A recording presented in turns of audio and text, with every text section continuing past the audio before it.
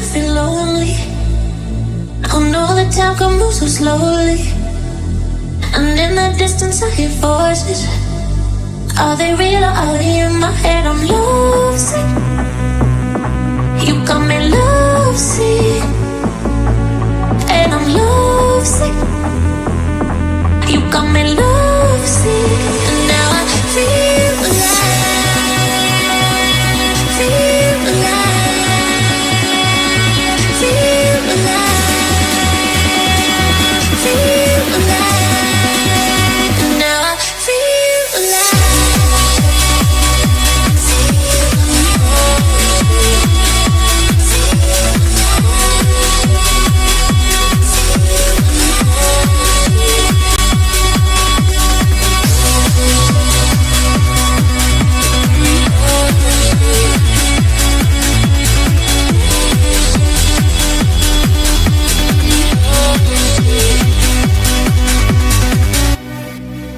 So many times they try to change me, and every time it drives me crazy. And all the good times we had saved me. Are they real or are they in my head? I'm lovesick. You got me lovesick. And I'm lovesick.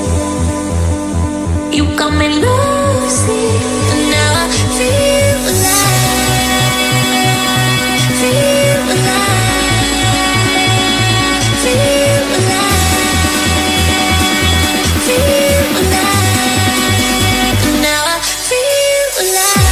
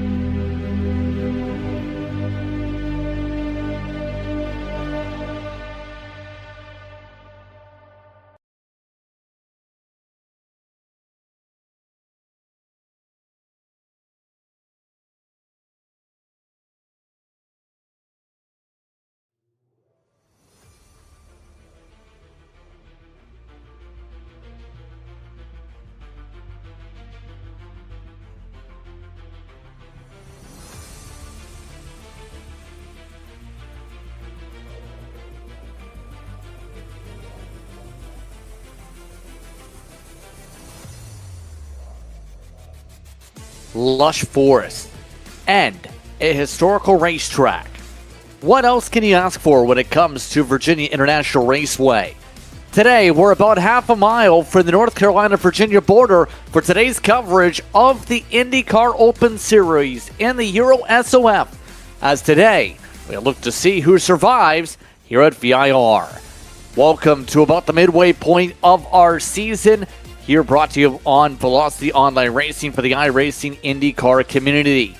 I'm Justin Prince. Alongside me is Ewan O'Leary. Our producer, once again, is Julien Altena, using onboard cameras from Julien Altena and track cams provided by TrackCams22.com.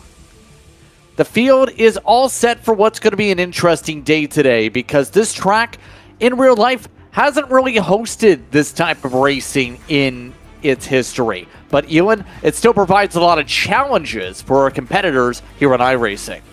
Yeah, loads and loads of challenge around this circuit. I'm actually surprised that in the real world that they either don't come here, maybe ever, as you say, or at least test here, the IndyCar teams, because it's a very, very good place to test, I would say. There's a mix of high-speed corners, especially down towards the end of that first sector, start of the second. There's some very low-speed corners in the first sector especially, and a long straight down the back as well.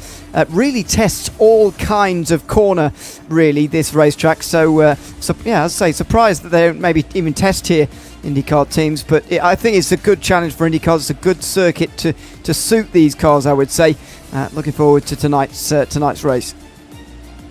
Very much looking forward to it as well, and it's going to be an interesting one. The qualifiers have already had their session complete. They had 8 minutes to set 2 qualifying laps.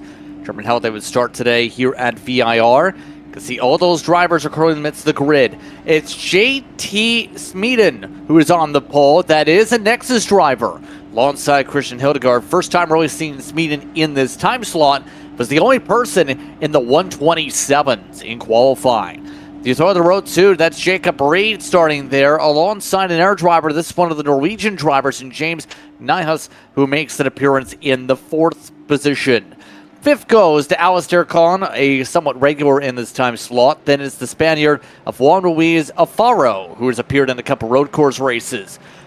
Amongst the drivers in the top part of the point standings, Taikuila continuing to battle for his championship in the divisions.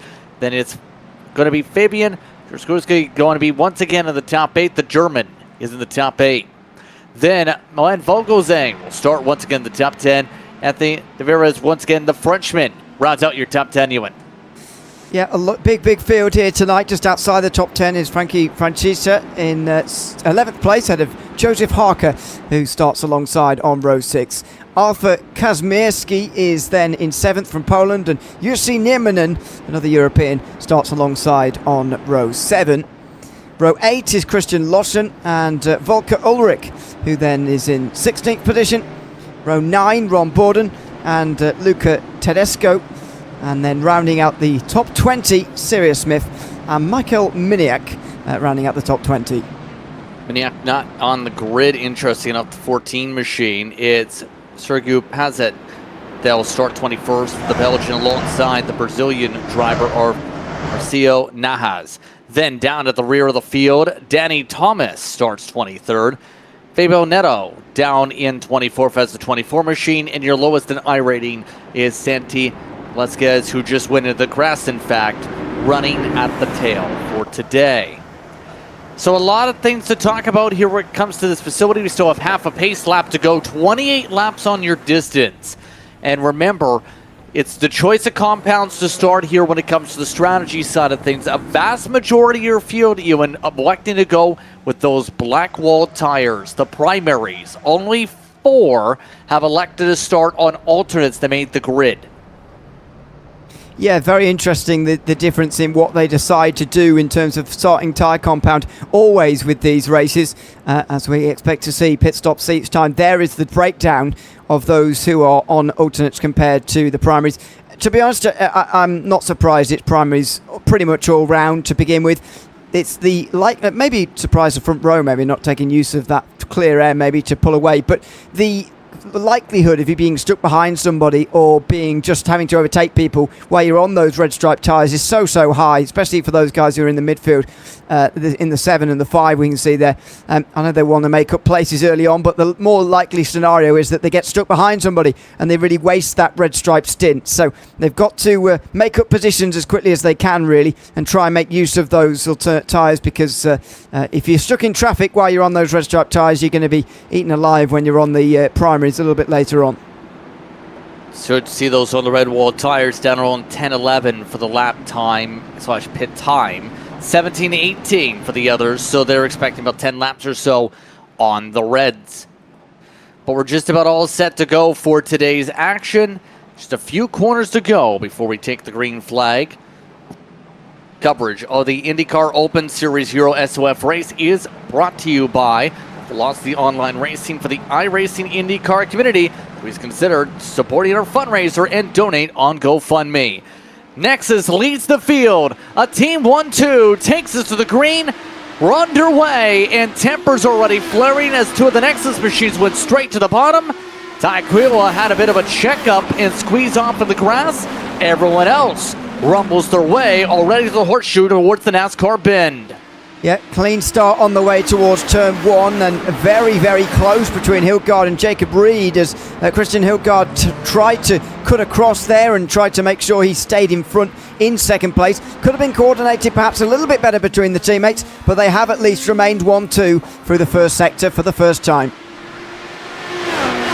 Yeah, a few of the drivers getting a bit chatty right now going up the hillside towards the south bend. This track doesn't have too much space to breathe, let's put it that way, for some of the side-by-side up the hillside.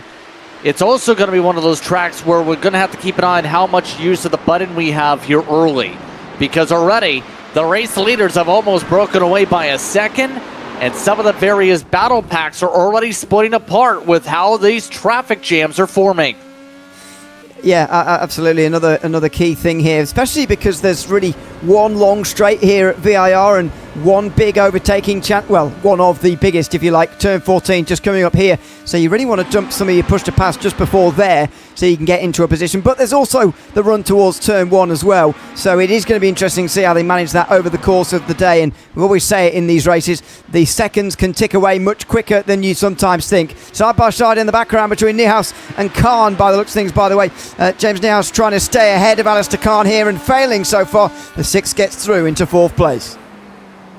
Niehaus gets into line. Khan has been pretty solid in this time slot. We'll see how well the 6 does here today on the road course, because for some of the drivers, remember, some of them have better skill sets we've seen on the ovals that have popped up with speed. Others will have the experience on the road course. Remember, when it comes to how the championships formed up for your divisions, though, it was based by the iRating on the road courses.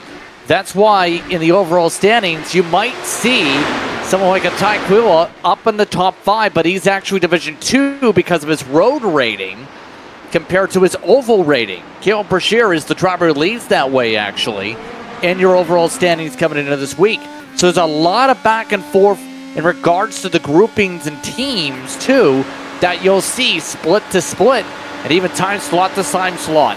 Hildegard, you see on board with the Nexus machine, by the way, electing to stay behind, save his stuff, working behind his teammate, and nearly runs into him. Yeah, very nearly on the way towards the roller coaster. There's Alfaro. Is that going down the inside of... Alfaro's making a pass further up the field. Francisca's making a move for 9th place here, just in front. I was right the first time, sorry. That's now it's getting back past Alfaro indeed. This is off the road for Volker Ulrich further down the field. Had made up some places actually early, but is dropping back down again now. And by the way, Santi Velasquez has got a meatball on this lap. Oh, that is interesting to say at the very least. I think the 25 had an incident at the back of the field and they're still wrecking at the moment. But the leaders are still working their way single file.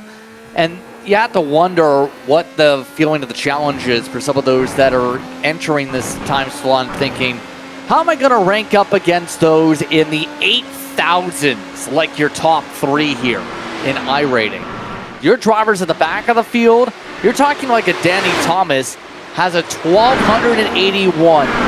That's basically saying, welcome to iRacing and your ACE license. I hope you have fun with the best of the best. Exactly, yeah. It's very, very interesting. And you were just talking about there before we saw those battles, by the way, about the sort of split between the road courses and the ovals. It's always the fascinating thing about IndyCar Series racing, the fact that you've got to be good on both to be up towards the front at the end of seasons. And obviously Christian Hildegard has been principal among them, showing us that so far, but also Jacob Reed, who's just in behind him. But big trouble. Big crash.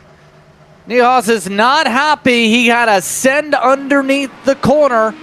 That was going in the battle with Alfaro, and Alfaro went in the grass to try and make that pass. We'll see a replay of it hopefully in a moment, but those two have already been side by side on a couple of occasions. Niehaus was initially doing quite well in terms of staying in front of Alfaro, but it seems that's come to an end, and indeed their races may have come to an end with that crash. The way that wall comes out there on the way towards turn 14 just makes it very, very difficult to avoid. If you go off the road, you're likely to hit that wall pretty hard. Got some heavy contacts. He's now 3 drivers out of the race already on lap number 4. Let's see what happened here. See a little bit further back here. This was a bullet move already defending to the middle. It was certainly a bold move down the inside. Let's see it again here from this angle. The 4 looking for some space on the left-hand side. It's a long, long way back. Though he just get just about there. I mean, that's difficult to say. They probably both could have done something to avoid that. I mean, Alfaro does make it to the inside here, though, in time. He just get on the grass then there and spear into the 27, and then he hits that wall pretty hard, which ends his day. Obviously, the 27 also out there. But, yeah, that was for me, sort of one of those where you can kind of look at both drivers and think, they could have done more to help one another there into the roller coaster. Zmierski, by the way, went off the racetrack in the middle of the field, nearly ran to the back end of Tedesco in the battle going on for about 12th. They've seen a big shuffle as a result. Here is the race leaders yet again, how they rumble. And remember, Christian Hildgaard has been the top driver when you think about the Euro SOF standings. That specifically use the VOR points. By the way, that series is coming up in the next little bit. Hildgaard's been that consistent in this time slot, but Jacob Reed's been there too. But Reed arguably hasn't had a winning car. He's been consistent on every track type to be up here. Ty Kuhl has been stronger on the ovals, solid-ish on the road courses. So that's going to be an interesting battle to the end here, say at the least, who gets the unofficial crown of best in Europe. All while, we mentioned Brashear was at the top of the standings on the overall side. Adam Blocker's been really quick as well in the IndyCar as a whole. Logan Edwards as well as Jarrett Curry we've seen several times this time slot. And Quibble, remember, is your Division 2 points leader at the moment when it comes to his respective split. Now, the interesting part to that end, though, is eventually they'll start having drops. There's Quibble, by the way, making the pass for 7th. Yeah, you mentioned those drop weeks. It is very, very crucial to sort of make sure that those weeks, that even those that are not scoring at this stage in the season, make sure that you have good weeks even still, as Nimmonen goes down the inside of Tedesco and just get it to work this time in towards turn 14. Yeah, only 8 of the 12 weeks count in iRacing, don't forget, and so now we're going to start to get, well, we week 5, week 6 now, aren't we, in the new season. So we're going to start to see some of those drop weeks really come to the fore now. And I say you've got to make sure that your drop weeks are still strong, even if you don't use them and end up using them later. It just gives you that bit of safety net. But yeah, you can make up for a bad start to the season. We are still just about in that part, as there's a spin for Neto. It looks like that's Fabio Neto, who spins, trying to make a pass just outside the top 10. More chaos goes about just like that. And everyone else will try and settle on down as a result of that situation. In the midst of that, we're almost midway through the Reds pit window. The highest up out of those, for those curiosity, is Zmierski at the moment, the German, up in 6th position. As we continue on with the action here, if you're enjoying Velocity Online Racing's coverage, please press the like and subscribe buttons to help us in the YouTube algorithm today. Look at the way things are keeping close. I was about to note here, though, Reed's been quicker the past couple laps. The 2 has been pushing hard to stay at least somewhat within a second of these top 2 and is just holding on. Yeah, indeed. And a really good job as well to actually do that when there's 2 teammates in front of you like that. It's very, very difficult to pull off. That is, as Tykila seems to be getting back underway from a slowish moment here after the roller coaster. Here he comes over the top. Not actually side by side, but coming down the hill, trying to get on the power. Just goes for a spin when the circuit's sort of falling away from you out there through turn 15. You've got to be very careful with the right foot, and Tykila loses a few places with that spin there, down to 10th. Yeah, a few of these drivers at this point just trying to make sure they limit the iRating hits, or rather the incident point to hit 17 before you get a penalty. Remember, at this point at this racetrack, it's hard to get the 4X unless you, of course, hit somebody. But there's a lot of areas you can get the 1X, to say the very least. That was nearly an area there. That was Smeaton off the track, and Hildgaard says, okay, I'm going to pass you. We can't afford to lose time here. No, exactly. It's all about that at this stage, this early stage in the race, that it's all about not losing time for these 2 teammates. I know that Jacob Reed is staying with them anyway, but they can't afford to invite him further into the party, and they certainly can't invite him to get in between the 2 of them. Even though they are being trailed by Reed right now, the even worse thing would be for Reed to get in between them, because that will be throwing away what is still a very, very good position for those 2 drivers out front right now, even though Reed is following them still pretty closely. Yeah, he is. Whereas right now, the Frenchman running about 9th. right now just trying to find a way to claw his way back up after losing a couple spots with some off tracks this lap. It's been appearing a fair bit the past few weeks, actually, in his 13 machine, but here comes Ty. Yet again, the Rogue Racing machine trying to say, hey, I'd like to go forward again after losing several spots. Indeed.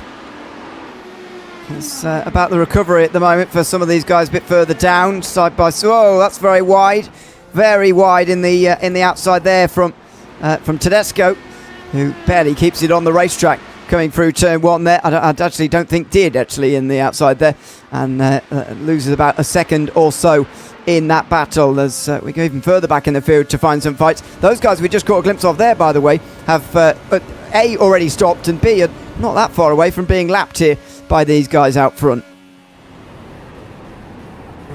Yeah, this is going to get interesting once they reach traffic a little bit here, because some of the drivers have already lost about a minute 18-ish seconds on the racetrack compared to your leaders.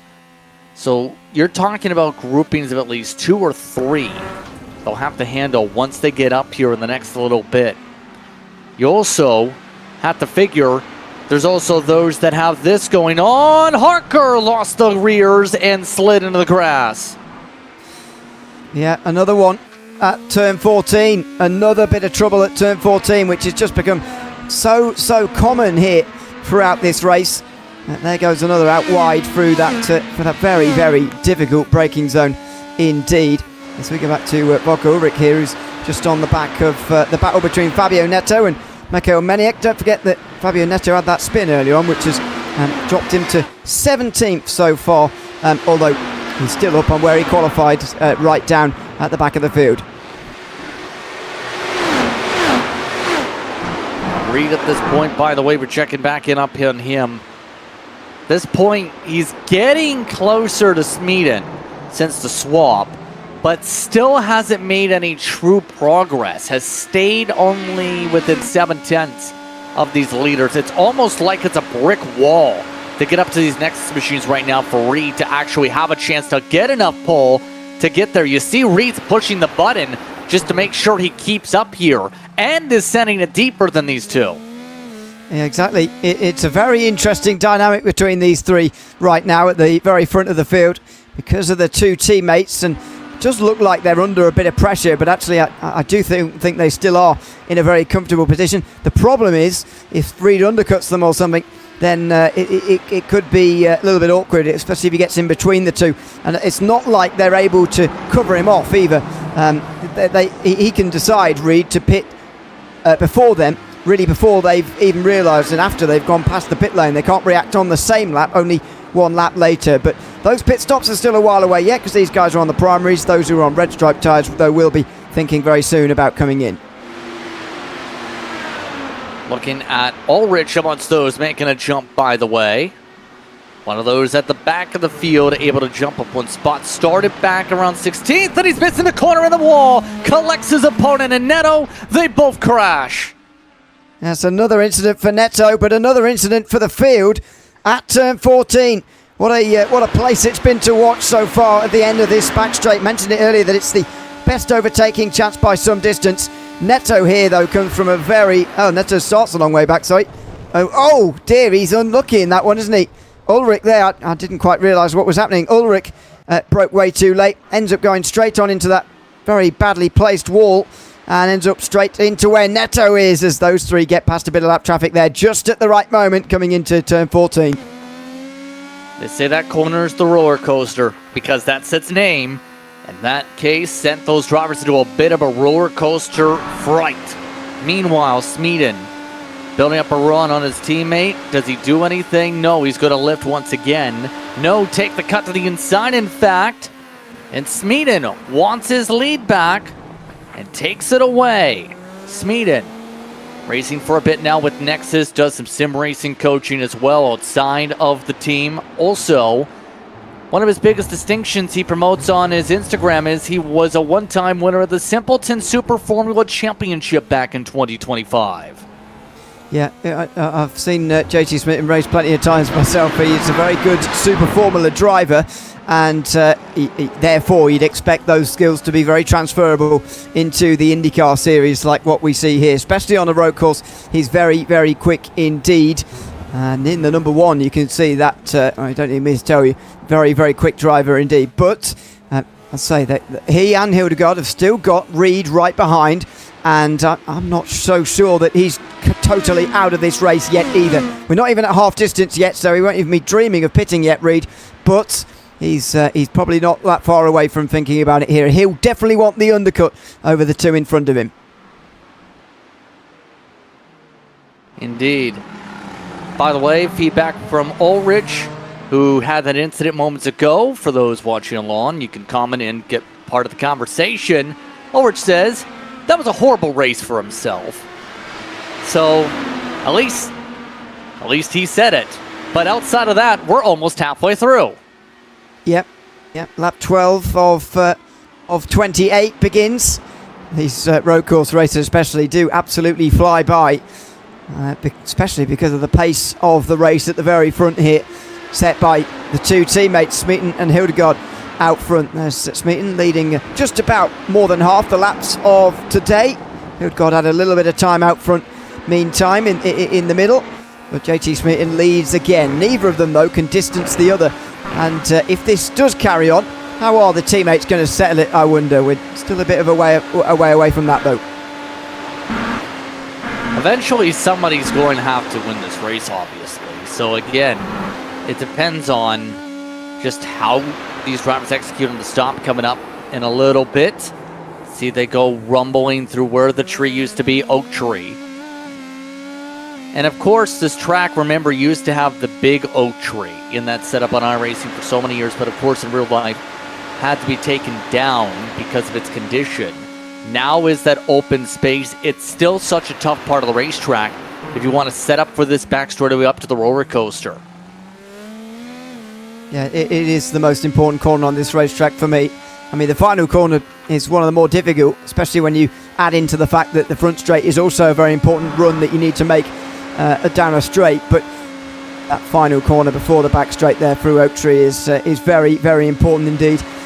And if any of these two behind JT Smith are going to make a move on the race leader, it's going to have to be a good exit out of there, preceding it, as the red striped runner Yarashevsky at the moment is now struggling a bit, really. 33.8 last time round, carried on again though, and here's the pass that Francesca made a few moments ago. That number 7 should be down pit lane very soon, in my opinion, and indeed now is. Yep, so the Reds, we're going a little bit further than the estimated window actually for the 7. Already Neto was on a Reds, crashed. Has it still yet to come down? Kazerminski is also yet to come down of those on that strategy.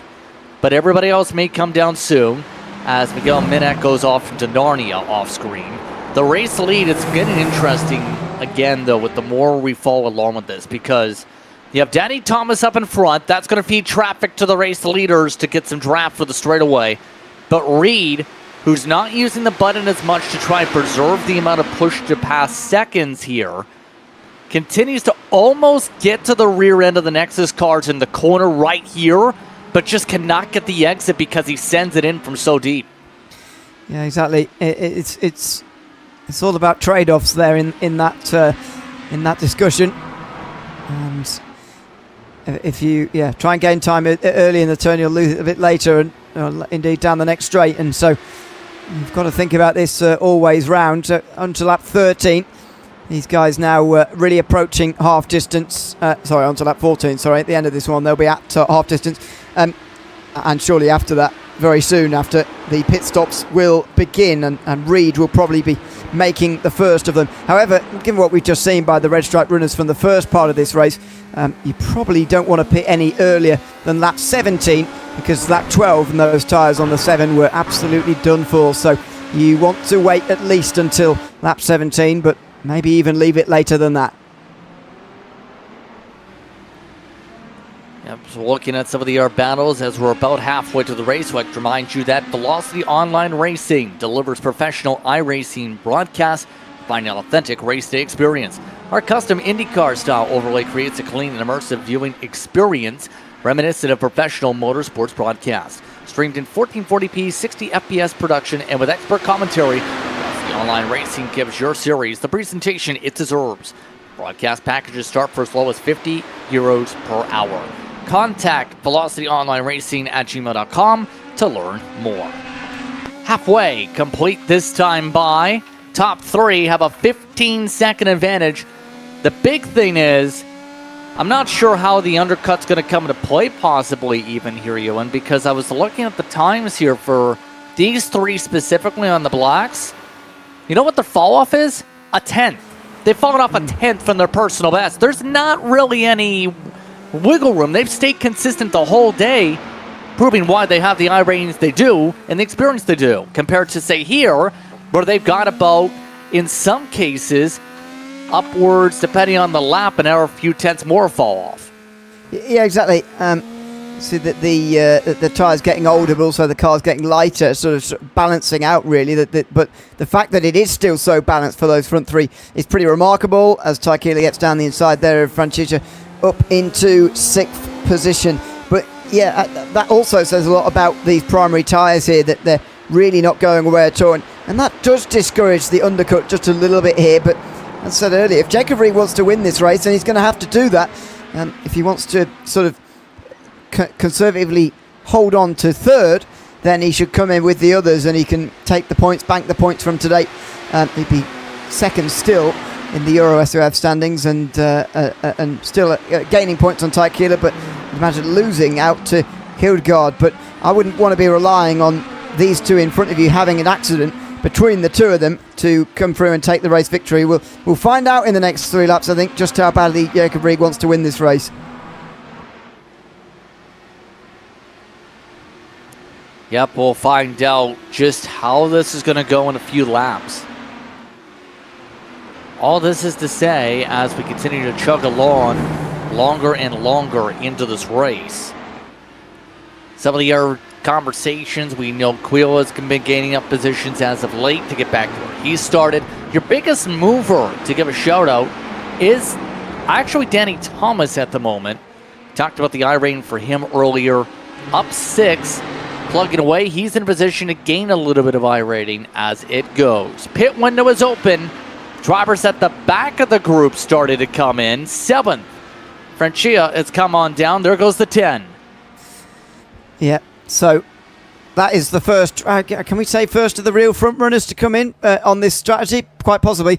Anyway, onto those red stripe alternate tyres goes the 10, and surely others are going to follow, but that's 13 laps to the end. We saw the state of the 7's red stripe tyres after 12 laps. That is probably too early. We'll get a big decision here about Jacob Reed here as to whether he wants to come in lap 16 or wants to leave it at least one more. What do these two do to cover him off? JT Smeaton still leading the field coming towards the end of lap 16. Hearing black flag for one of the drivers Velasquez is hearing. That will be the 25. 4 laps down. Has reached 17 incident points. The driver with 1170 iRating. Gonna have to hope that they hold on to the B license after this one, as Ulrich has officially left the facility with their pit pass. But everything seems to be happening all at once. Kahn has also jumped in pit road. It's getting busy. Vogelsang and so many others starting to come in this time. Yeah, and I do wonder how tempted Jacob Reed was to join them here, but here they come in the midfield. They're on their way in. A couple of these drivers. That would leave the top 9 out there when they become the top 9, and when they make these passes here in a second, it would leave the top 9 still waiting to make a pit stop here, unless any of those who would otherwise make the passes actually join them here in the next couple of moments, which at the moment it doesn't look like they will. So yeah, we are 11 laps to go at the end of this lap rather. And we're still waiting on a few to come in. Divarez, Harker, Loschen, Niminen all coming in as well in the background. So 6, I think, of the top 10 coming in for some alternate tyres last time round. Surely this is going to be a lap for at least one of these 3, if not more. Let's see if that's the case here. 11 to go at the stripe. There's some of the service being finished by some of the drivers. Leaders. Not going to give that indication easily on giving away the strategy here in this split. They keep it going up in the top 3. None of them duck down. They keep going. It just says to me that Jacob Reed is quite happy to follow through and take third, I think, here, and maybe pick up some scraps depending on what the two in front of him do, because 11 laps is very feasible, I think, on these red stripe tyres based on what we saw from Jarosevsky a little bit earlier on. Yes, those tyres were not too great by lap 11, but if you've got the track position, then surely you've got the advantage around a circuit like this one. Clearly, though, Reed is fairly pleased just to hold on to a podium here and not take anything of a massive risk, because surely I'd imagine the teammates will be in this time round 10 laps on those red stripe tyres to the end. Was as we've seen on the strategy graphic, that's the regular strategy, if you like. Surely they are going to be in the teammates this time around.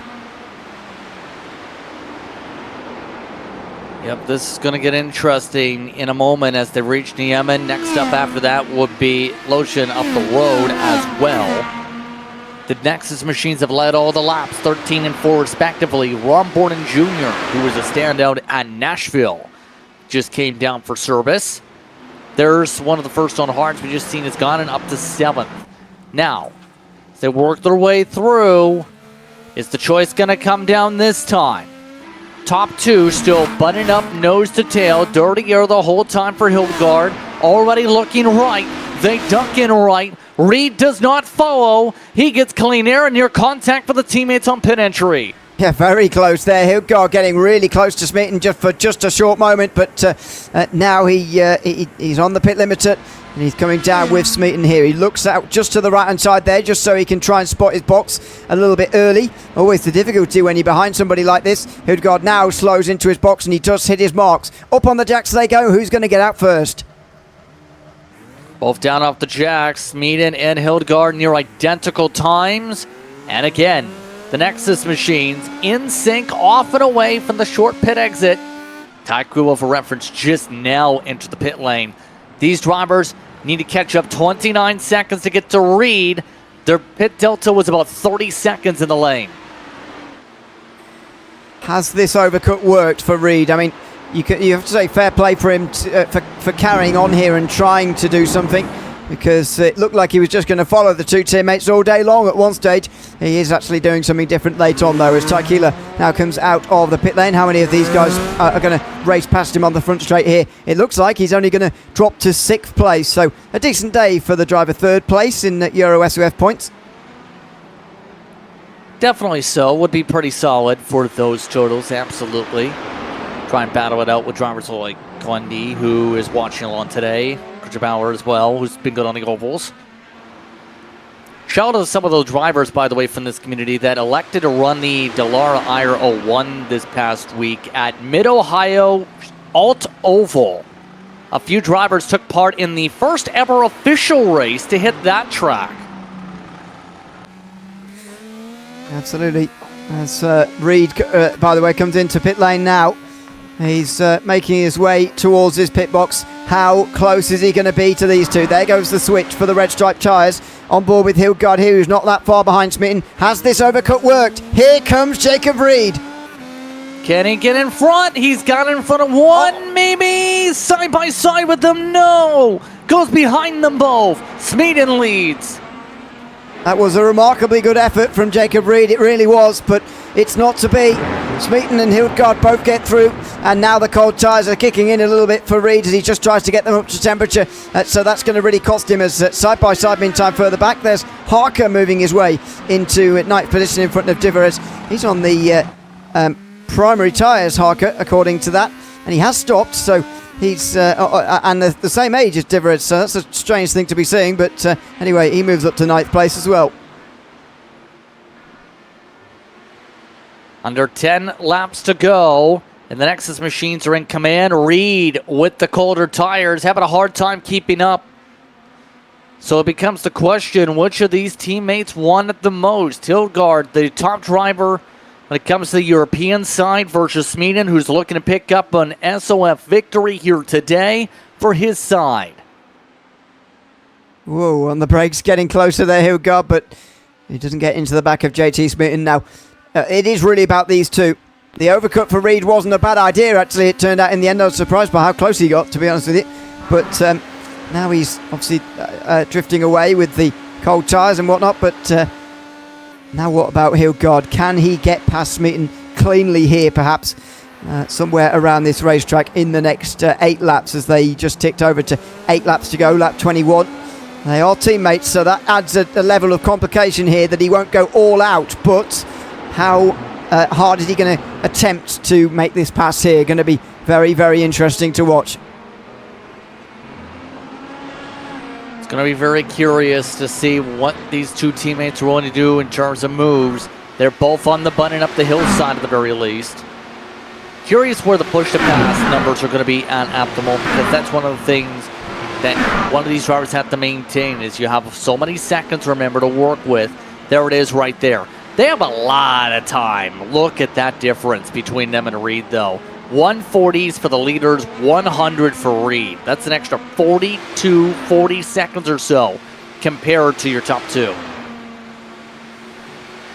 Yeah, down the straight again, these top two. Smeaton able to hold on to a 3/10 advantage on the way towards the roller coaster this time, once again ahead of Christian Hilgard. 2.5 still back to Reed, who isn't out of this totally yet. If they start to fight, then he will be there, so you've got to be wary of that when you're Hilgard in this scenario here.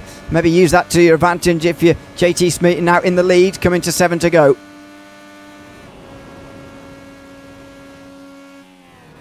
Absolutely slice on through. They stay bumper to bumper, wing to wing, really, I should say, in that regard. Some of the air battle packs for those curious include this one. Remember the difference on the black wall versus red wall? Interesting enough, the 7 has the speed here to make the move, was 6/10 quicker last time by than the 10. Yeah, so interesting what's happening here with the difference in tyres, because, well, I suppose Josefsky versus Franchichas makes a bit more sense, because the 10 is on the aging red stripe tyres now compared to the 7, as there's trouble for Joseph Harkett, who also made a pass in a strange dynamic in tyres. Harker had got past Divarez earlier. There may have been contact between them, there may not, but he has now lost that place again, as Joseph Harker to Anthony Divarez for 9th. Harker just went down pit road, in fact, after that, one of the first to actually have to take a second stop here today. So Harker off circuit, leaders side by side. Look at that, though. Here we go. Smeaton loses the spot. Hilgard gets the move, and that's helping Reed. It is. It's helping Jacob Reed quite a lot get here in 3rd position. Hilgard is now our leader. Smeaton seemed to be a bit slow by lap traffic there, and there was a slipstream as well off of lap traffic. You can just see in the background, but it helped Christian Hilgard get into the race lead with 6 laps to go. Now, does JT Smeaton have any response, and can Jacob Reed get involved from 3rd? Harker may have an issue, just sent it well off the racetrack. Let's see what happened. You can see how much time was being set up in the first place by that 3 machine for this pass attempt before. You see in the distance there the lap car, which I can't help but feel. Oh, here we go. Hope you're not dizzy. Here comes the important corner. Oak Tree, just a bit wide there from Smeaton. Maybe slightly distracted by the lap car. I'm not sure, because actually the lap car didn't actually play a role in that. I wouldn't say, all things equal. But anyway, it's Smeaton's mistake there, I think, on his own. We're just going wide at Oak Tree that opened the door for Hilgard there. Yep, that small difference in momentum opens the door for the outside of roller coaster. And Christian Hilgard, who's been in dirty air most of the day, is now in front, coming up 5 laps to go. Here comes Smeaton with the push the button to close the gap back. But the 3 looks comfortable now that it's leading. That's a bit deep from Hilgard there, and here comes Smeaton just as he begins to look comfortable here. Hilgard, he just made a bit of an error in towards turn 14, and that just shows how intense it is up here right now. It's a good exit from Smeaton again there, and this could provide him with an opportunity on the way towards turn 1. He's in the slipstream, and he's going to be forced to the outside for the lead. Side by side we go into the opening corner. Hilgard misses. Here comes Reed. Reed up the inside to pass them both. Takes over the race lead as the Nexus drivers battle each other. Unbelievable. I said earlier that Jacob Reed had no hope of hoping the 2 teammates get into each other. In the end, he was completely right to be waiting for that very moment. He slipped through on the inside just as Hildgaard had defended his position on the inside by braking too late. Smeaton had hung his hopes on going all the way round the outside at turn 1, which doesn't often work. Look at this, it's Hildgaard really who causes this by going in super deep in towards turn 1, getting directly in front of his teammate and rolling out the red carpet for Jacob Reed. What an extraordinary moment. And this is a moment now for Jacob Reed to potentially steal a race win away at VIR. So he led a couple laps here today. Now looks to try and run away. Hildgaard went off the grass for a moment and held back Smeaton so that both of them are already behind by 0.8 of a second. We're coming up to 4 laps to go. The 3 and the 1 need to go, and the Hildgaard misses the corner again. Yeah, it's the same corner he missed last time that allowed Smeaton to have that chance in towards turn 1. Now what do? Does Smeaton get allowed through here? Does Hildgaard say, you go and have a go? Yes, he does. And that's the right choice, I think. Smeaton has been quicker, I think, today. And especially in the last couple of moments, Hildgaard seems woefully out of shape right now. Smeaton down the inside, brakes a bit late. He's got it pulled up in time, thankfully. But he's got a huge task now. 4 laps to go, including the one we're on. And the gap is more than a second for Jacob Reed. But there is a big challenge for Reed coming up. There are 4 lap cars all together. Loshin, Niemen, Borden Jr., Kazaminski, that are all together in the trap pack. Reed's going to have to get by them pretty quickly here, with some of them still all battling for position, mind you, for about the top 10 on back. He's going to have to be careful here for the next lap or 2. Yeah, he is. As you point out, this is the moment, really. I mean, the gap's extending for those guys behind, but if Reed gets this momentum taken away from him, then it's suddenly a different ballgame completely. But look at that. There's 4 who are fighting amongst themselves, and there's a 5th who's not involved in this fight a bit further up the road again.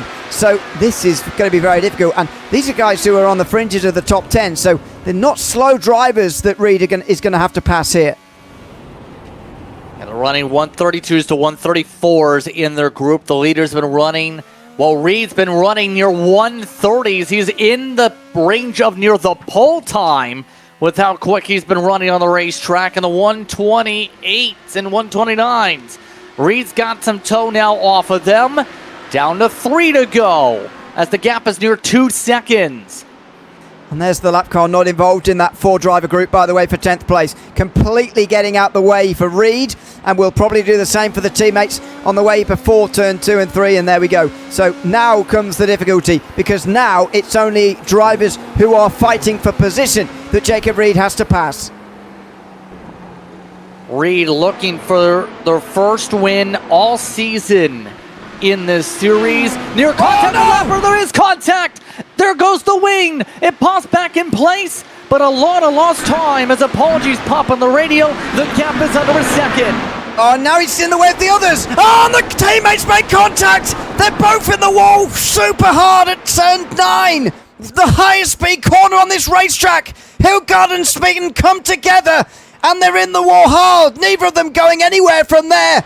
And Jacob Reed is suddenly in the clear. Even though he's damaged, he's in the clear as the 2 teammates collide.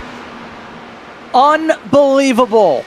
They were trying to get around Ron Borden Jr., who was coming off a strong run at Nashville and now has disrupted the lead. It's 28 seconds. Kahn and Vogelzang are now in the top 3. What in the world just happened? I mean, it's unfortunate for the lead lap guys, because I think that's terrible lap traffic work. Look at this. This is an example of how not to get out of the way. Yes, Hildgaard steams on the scene there and smashes into his teammate, but also it's a flat out S's section. Why is he trying to get out the way at that point and not doing it beforehand? I've got absolutely no idea. And it seemed to me that Borden was the one who made contact with Reed, wasn't he? Yeah. Literally a corner before. So he's got in the way of Reed, nearly taken the front wing off the race leader, and then he smashed out the 2 teammates chasing him. This is horrific lap traffic work. It really is. This is unreal, to say the very least. You see him towards the middle, causing the checkup. Cuts in the grass after he realizes the mistake, but by that point, the Nexus cars are already gone. Yeah, exactly. And when he comes back on, even if they don't crash into each other there, when he comes back on, he's going to come on sharp to the racing line where they are, and he's going to smash into them anyway. I mean, it's terrible lap traffic, that. Ron Borden from underdog story to that. All of a sudden, it's Reed's race to lose. He just needs to survive the next couple cars here. In fact, one being the lowest iRating driver, the 25 of Velasquez, the Colombian, and he can get home free. Has to pass him on the outside. There's the clean space. Steady. Everybody take a deep breath. That's very good news for Jacob Reed, as there are the teammates. At second place, by the way, now Alistair Khan, who's 28 seconds off the race lead. One of the bigger winning margins we're going to see this season, I suspect. Yeah, this is 30 seconds at the moment, the winning margin, give or take. On the final time around, already, white flag is out for Reed. Looking to make sure he does not make a mistake. Take advantage of this opportunity to pick up points in an SOF race. The two just needs to keep it on the racetrack. Doesn't need to do anything fancy. Exactly. Luckily for him, there's no lap traffic directly in front of him for Jacob Reed. But what a big moment for Jacob Reed this could be in the Euro SOF standings, especially. They're starting the day only 2 points behind Hildgaard. Is this the moment where he seizes control of those standings there on the right-hand side, with Hildgaard finishing down the field and retiring with a few laps to go? He's had a good season so far, Jacob Reed, and I criticised his pit strategy earlier. I thought it wasn't bold enough, but in the end it was absolutely perfect, because the unthinkable did happen. The teammates came together and he was able to get past them both cleanly, first of all, and then they hit each other behind him. What a great and calculated drive this is from Jacob Reed.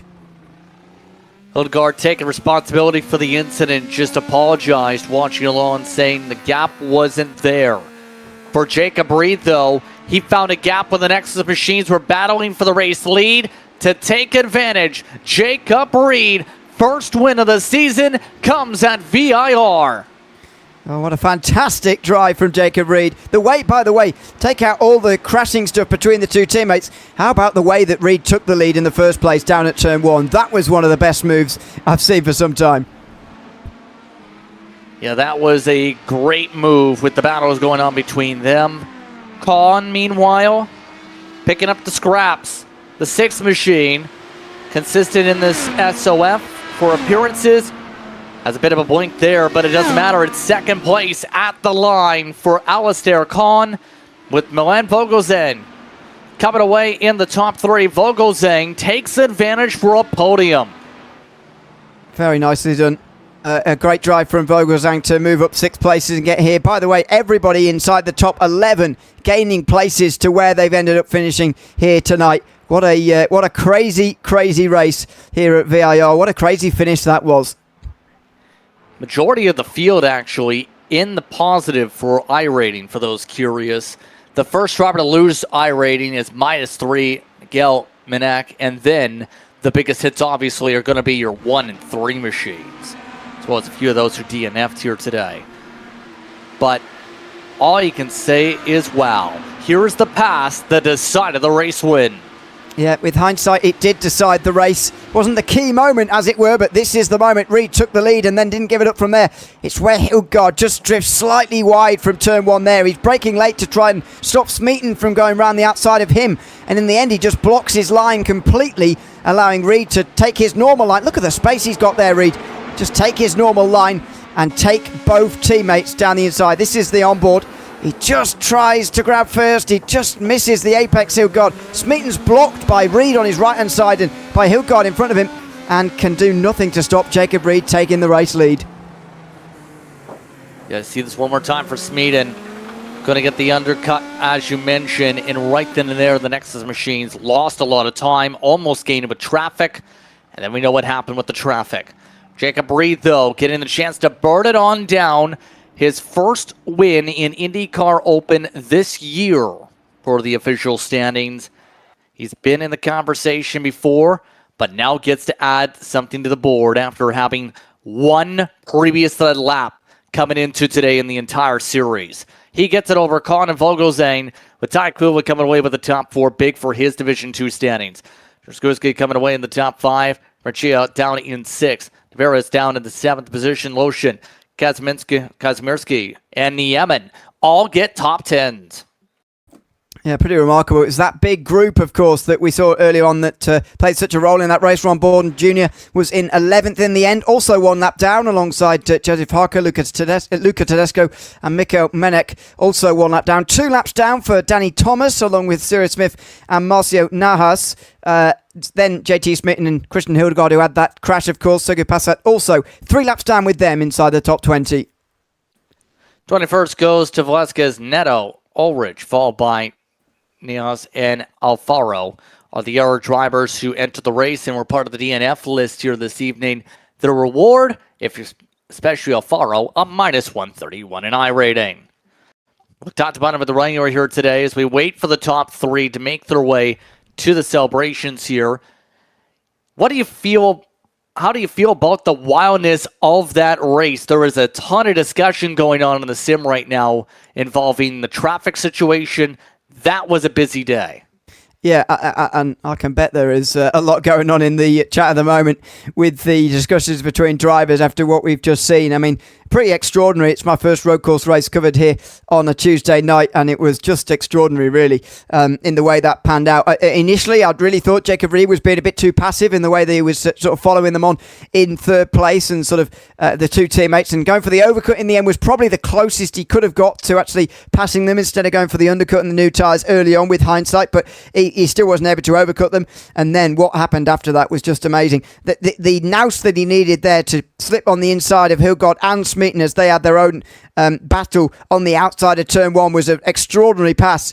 And then the crash that we saw afterwards was unreal. Reed, first of all, getting into a bit of contact and getting a bit of damage, and then the 2 teammates taking each other off in towards turn 9. Just so much drama throughout the 28 laps there. Absolutely. Still waiting for the drivers to make their way through. So I'd like to remind you of what's coming up here on the network for Velocity Online Racing. If you've been enjoying this, by the way, it's brought to you by the iRacing IndyCar community for the Euro SOF. Please consider supporting our fundraiser and donating on GoFundMe. Some of the Aero races coming up include the Indy Euro Series. That will be taking place tomorrow. They're at Portimao. It's going to be an interesting one there. Be sure to tune in then. Then it's the Euro SOF next week. Oh boy, it's Pocono. A race these days that you can mainly do just on the sim, but it should be a fun speedway race.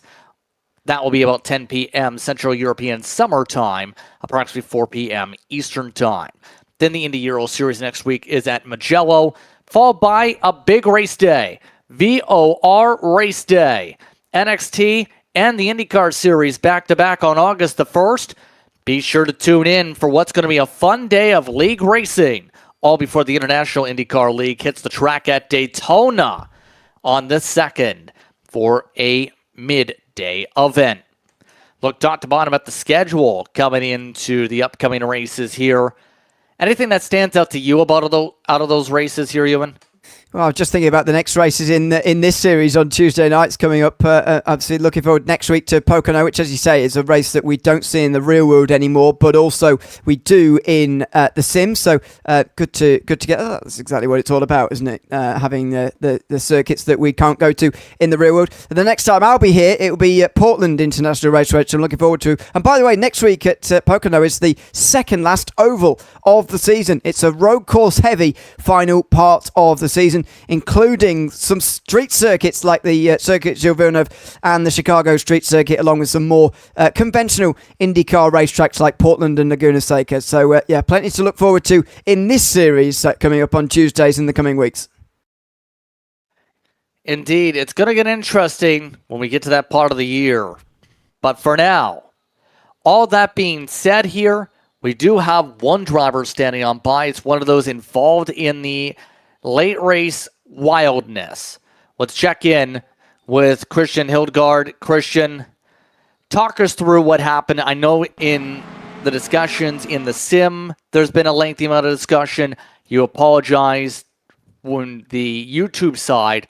Talk us through in your own words, though, in detail, what exactly happened there with you and your teammate with the traffic. Yeah, I mean, obviously, there's a lot of slow-moving traffic through the S's, and, you know, in hindsight, should have just backed way off. I saw JC checking up, and thought I saw a gap on the left side, and, you know, it might have been there, but JT understandably was giving Ron a lot of room because Ron was being a little bit unpredictable there, and yeah, unfortunately ended up going into him. Just a rookie error, and big apologies to JT and to the team for running a great race on, I think, lap 26 or something like that, like a few laps to go. It's a shame. It was definitely an interesting situation, obviously, in the first place, with the traffic and the timing of it. Mind you, that was after that battle for the race lead where both of you moved up the track and the seas parted, if you will, in the horseshoe for Reed in that situation too. Yeah, at first we were just trying to make sure we got one of our cars across the line in first place, but then Jacob got the overcut. I think we're carrying way too much downforce, way too much drag to go 19 laps, and he was just sitting behind, saving so much fuel. So when it became clear that Jacob had fresher tires, which is a huge deal in this car, I think we just decided to race it out, see if we could win it on merit. And like I got ahead, and then suddenly my front started going. I think I got a bit of understeer at one point, and then it just kind of snowballed, lost a lot of front grip, and unfortunately that allowed Jacob to get by as well, which is, again, a big shame. Now, in terms of the unofficial European SOF side of things, this would actually put Reed as the top driver here. How do you look trying to rebound with Pocono week next week? It's a good question. I'm not sure I'll be running Pocono, and I'm also not sure if there's drop rounds in the Euro SOF Championship. Obviously, if there is, I'm definitely still in it. If not, it might be a bit of a problem missing Auto Club with the incident at Nashville, and then this one. 3 in a row is not ideal. But at the end of the day, it's a bit of fun. If I don't win the championship and Jacob does, then fair play to him. Getting that exact answer for you. That is 4 drops for the last race. 4 drops. Okay. I mean, then I'll go for it. Why not? And see if I can get if not a good result at Pocono, definitely at Portland. Any shout you'd like to give here today? Yeah, just shout outs to the team who have been putting in work on the setup. Shout out to JT who ran a really good race. He was super quick today and deserved much better. Well, thank you very much for your time, Christian. Absolutely. Thank you guys so much for the broadcast. Christian Hildegard taking the time to speak with us here. We do have your race winner, Ewan, to catch you up. Your race winner, Jacob Reed, gets it done. Oh, congratulations, Jacob, on the win. I mean, a couple of moments to look back at. Let's talk about the pass for the win, though, which ended up being the pass for the win. Passing both teammates in one go at turn 1. Just talk us through that moment from your point of view. Yeah, well, I thought I was going to have a difficult time of it, with both of them being teammates. I think they swapped positions a couple of times to try and get whoever was quickest to lead and give the slipstream to the other. And so I was just sat in third, saving fuel, trying to do that extra lap to get an overcut and get on those reds a lap later and have some fresher tires towards the end. And yeah, I started to catch up. They started to fight each other, which helped me a lot to get right on the back of them. And then I went into turn 1 and they sort of got out of my way. And I thought, I can get second. Oh, wait, I can get first. And ended up passing both of them. And then from there, I had better tyres because of that extra lap. So I was able to pull away. Then we had the lap car, which I just about managed to avoid. Did a bit of a pass in the grass. And unfortunately, that same lap car caused a situation which took out the other 2 cars I was battling with. So that allowed me to cruise to the finish, but I think I would have comfortably won anyway with the tyre advantage that I had. I mean, when you're in a scenario like you were in the first stint, you're behind 2 teammates there who, on a couple of occasions, exchanged the lead, but you didn't really get a look in for the first sort of 15 laps, really. How positive are you that strategy of overcut can actually work, either making a pass through the pit stop phase or indeed doing it in the latter stages of this race? How confident were you at that in those first 15 laps? Well, I wasn't quite sure where the pace was coming from. I could see that I had the slipstream. Obviously from 2 cars, I used overtake very little to catch up. I used about 20 seconds of overtake in the first stint, just enough to sort of keep me in the slipstream. So I wasn't sure whether the slipstream was more powerful than dirty air, and I was actually slower, but just keeping up. So I was just I just had to hope that they had a bit of a fight and got out of my way, which it turns out they did. Congratulations on taking the win, Jacob. Anyone you'd like to shout out quickly before you go? Yes, the second place finisher, Alistair Khan. We've known each other for like 9 years now, so it's pretty cool for us to be racing together on iRacing all these years later still, and for us to finish 1-2 was pretty cool. Congratulations on that. Thanks for chatting to us tonight, Jacob. All right, thank you. Thanks very much, Jacob Reed, the winner tonight, just in from VIR. I'd like to take the time to thank those who took the time to speak with us during post-race coverage here today. Here in this one, as got the final thoughts previously in your discussion point. Anything shows you'd like to add after what was a wild end to the run here at VIR? Well, no, just a wild race, absolutely. I mean, the reason I asked that question at the end, by the way, of Jacob is because I personally didn't have much confidence, to be honest, that much would change, really, when he was stuck behind the two teammates at that stage. But glad to see that it was different. Glad to see there was still a lot of drama to come, as it turned out, in those final 10 laps. Setup coming into play, it seems, as well as that one lap difference, and then the chaos to add on to it, absolutely. Again, today's coverage of the IndyCar Open Series Euro SOF was brought to you by velocityonlineracing. For the iRacing IndyCar community, please consider supporting our fundraiser and donate on GoFundMe, or press the like and subscribe button to help us in the YouTube algorithm. But it's time to say goodbye for today's coverage for the Indy Open Series, as next time out we go to Pocono. The Pocono Mountains play host next time out once again on July the 28th. But on that note, it's time to say goodbye. For my colleague in the booth, and Ewan O'Leary, for our producer and Julien Altena, who also provided the onboard cams and the track cams provided by trackcams22.com, I'm Justin Prince saying so long. Enjoy the rest of your evening. We hope you've been enjoying today's coverage of the IndyCar Open Series Euro SOF. You've been watching that from VIR. We'll see you next time from Pocono.